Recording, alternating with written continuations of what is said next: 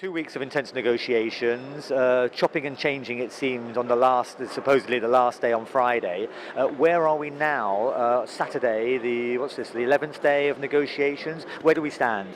Well, there's a text currently being discussed by the countries which emerged last night, and that text lays out some key elements of a so-called roadmap. And that roadmap is towards an overall agreement, much along the lines of what the European Union wanted coming in. That was that we would have a negotiation beginning immediately towards an agreement of some sort of legal form that would be agreed by 2015 and would include all countries. All countries, including the United States? That is certainly what the European Union is pushing for. My understanding at this stage is that it has the support of the overwhelming majority of countries, but there are still some of the big countries are still not quite behind it. China, India and the United States are still to some extent resisting, and because of that the European Union has not yet made it clear that it's going to commit to a second period of the Kyoto Protocol, which is what it put on the table in return for this potential roadmap. I mean, is there any way of knowing at this stage, or speculating, I guess, as to how much needs to be changed before the likes of the US, China, India get on board?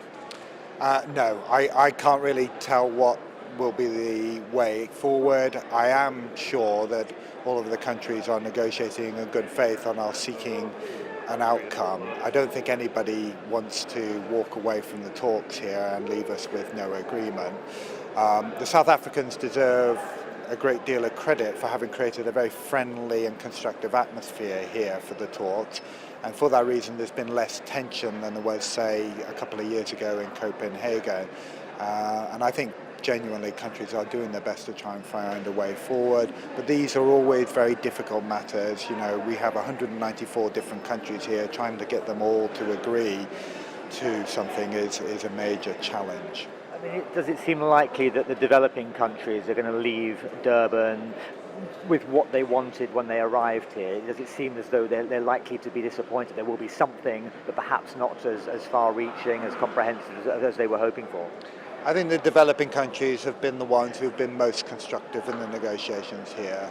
The reason we're having difficulty is frankly because the rich countries are not accepting the responsibilities that they should.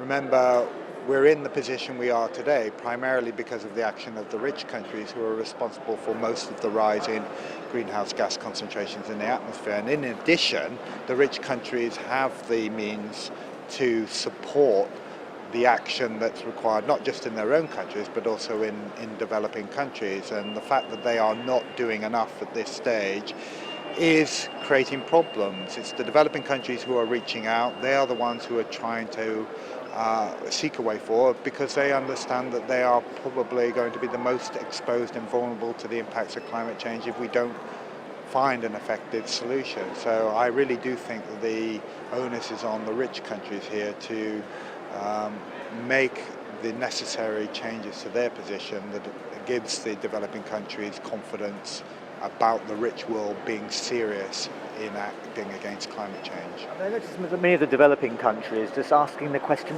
why are the rich countries not committing as they should do? Is it simply a case of short-term profit? I mean, what have they got to gain?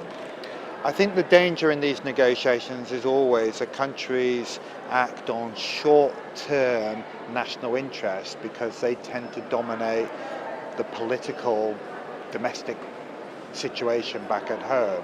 You know, politicians here are often being elected on very short-term timescales, and it makes them sometimes difficult for them to look further ahead.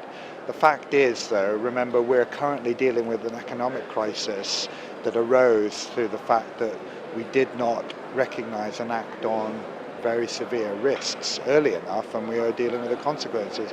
We're in exactly the same situation now. We can see very clearly the risks associated with not reducing greenhouse gas emissions, and it would be ironic if we found ourselves too distracted by the economic crisis to take the action necessary to manage those risks posed by climate change.